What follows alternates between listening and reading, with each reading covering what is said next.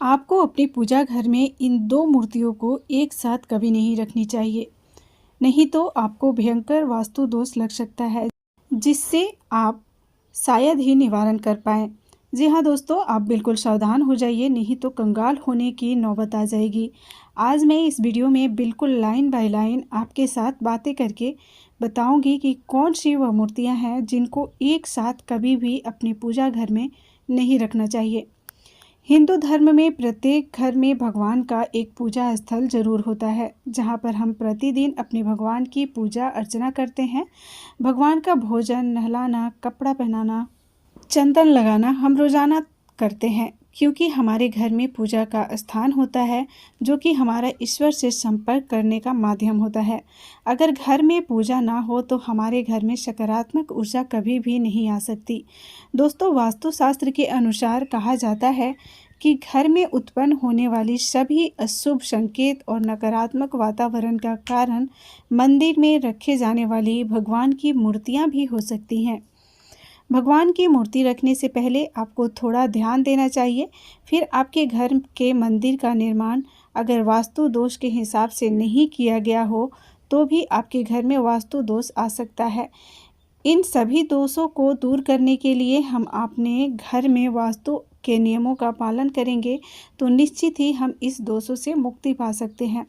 कुछ ऐसे विधि विधान और नियम बताए जाते हैं वास्तुशास्त्र में। अगर हम अपने घर में यह नियम अपना लें तो शास्त्रों और वैज्ञानिक दोनों आधार पर बनाए गए घर हो, तभी भी इस नियमों के अच्छी तरीके से पालन किया जा सकता है। इससे आपके घर में सदस्यों के अंदर शांति बनी रहेगी। घर के मंदिर में देवी देवता की मूर्ति को रखने के भी वास्तुशास्त्र के नियम बताए जाते हैं। किन देवी देवताओं की मूर्ति हमें अपने घर में रखना वर्जित है और किन देवी देवताओं की मूर्ति हम अपने घर में रख सकते हैं और किन का मूर्ति रखना बहुत ज़्यादा शुभ माना जाता है। ऐसे ही महत्वपूर्ण नियम वास्तुशास्त्र में कहे जाते हैं। इन नियमों का पालन अगर आपने ठीक से नहीं किया तो इससे आपके घर में गरीबी, दरिद्रता का वातावरण बन सकता है। घर में सकारात्मक ऊर्जा चली जाएगी और घर में नकारात्मक ऊर्जा अपना निवास स्थान बना लेगी, जिससे परिवार के लोग एक दूसरे से लड़ाई करेंगे और आर्थिक तंगी बनी रहेगी। आइए देख लेते हैं कौन सी मूर्तियां घर में रखनी चाहिए और कौन सी मूर्तियां घर में नहीं रखनी चाहिए। नंबर 1, भगवान गणेश जी की मूर्ति। जैसे कि आप सभी जानते होंगे कि गणेश जी की मूर्ति बहुत ही ज़्यादा ज़रूरी होता है। यह बात आपको अवश्य जान लेनी चाहिए कि गणेश जी की तस्वीर पूजा घर में कभी भी एक से अधिक नहीं रखनी चाहिए। विशेष तौर पर अगर गणेश जी की तस्वीर ऐसी हो जो कि माता लक्ष्मी के साथ हो और उनके बाएं तरफ विराजमान हो तो यह बहुत ही ज़्यादा अच्छा माना जाता है, क्योंकि ऐसी मूर्ति घर में सभी विघ्न को ख़त्म करती है। नंबर 2, दूसरी प्रतिमा माता लक्ष्मी जी की है, जो धन और समृद्धि का माता मानी जाती हैं। अगर आप चाहते हैं कि आपके घर में धन और सुख समृद्धि आती रहे, आपको अपने घर के मंदिर में पूजा स्थल में माता लक्ष्मी की एक मूर्ति अवश्य रखनी चाहिए। मगर आपको एक बात तो पता ज़रूर होना चाहिए कि घर में पूजा स्थान में माता लक्ष्मी की अकेली तस्वीर घर के वास्तु के लिए कभी भी शुभ नहीं मानी जाती। इसीलिए आप इस बात का ज़रूर ध्यान रखें कि जब भी आप माता लक्ष्मी की मूर्ति या तस्वीर लेने जाएं तो माता लक्ष्मी के साथ भगवान नारायण की तस्वीर जरूर घर लाएं, क्योंकि जगत का पालन करने वाले भगवान नारायण माता लक्ष्मी के स्वामी यानी कि पति हैं और माता लक्ष्मी भगवान नारायण के बिना किसी भी घर में नहीं रहती हैं।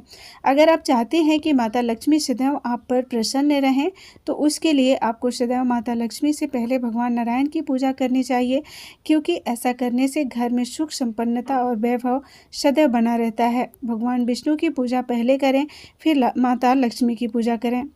नंबर 3, तीसरी तस्वीर वह है जो संकट मोचन महाबली हनुमान जी की प्रतिमा है। मंदिर में हनुमान जी की एक मूर्ति या तस्वीर जरूर रखना चाहिए। इसी वास्तु दोष घर की लड़ाई झगड़ा सभी खत्म हो जाते हैं और साथ ही घर पर अचानक अगर कोई संकट आने वाला हो तो वह भी संकट मोचन महाबली हनुमान जी की कृपा से टल जाता है। इसी के साथ घर में सदैव सुख, शांति और समृद्धि भी बनी रहती है।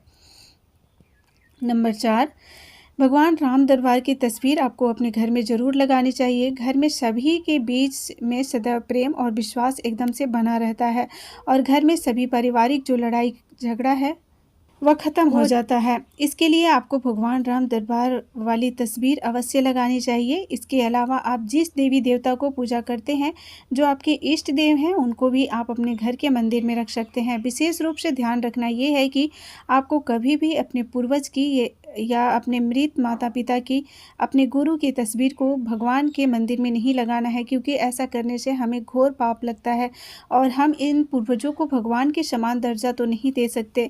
यह गलत भी होता है। इससे आपके परिवार वाले अपने पूर्वज, अपने माता पिता, गुरु सब पूजनीय हैं, लेकिन आपको उनकी तस्वीर मंदिर के बाहर ही लगाना चाहिए। नंबर 5, श्री कृष्ण के लड्डू गोपाल के रूप में पूजा करते हैं तो राधा रानी की मूर्ति रखें या ना रखें, वह आपकी मर्जी है। लेकिन अगर आप भगवान कृष्ण ने जब बड़े रूप में थे, आप उनकी पूजा करते हैं तो उनके साथ राधा रानी होना बहुत ज़रूरी होता है, क्योंकि दोस्तों कहा जाता है जहाँ पर राधा रानी होती हैं वहाँ पर भगवान श्री कृष्ण खुद ही चले आते हैं। भगवान श्री कृष्ण और राधा रानी से जुड़ी हुई मूर्ति की खरीदारी ज़रूर करें और पूजा घर में रखें। और जिस घर में उनकी तस्वीर या मूर्ति नहीं लगी होती है, उस घर में पति पत्नी में, माँ बाप बेटी, माता पिता में, परिवार में किसी भी सदस्य में लड़ाई झगड़ा नहीं होता है।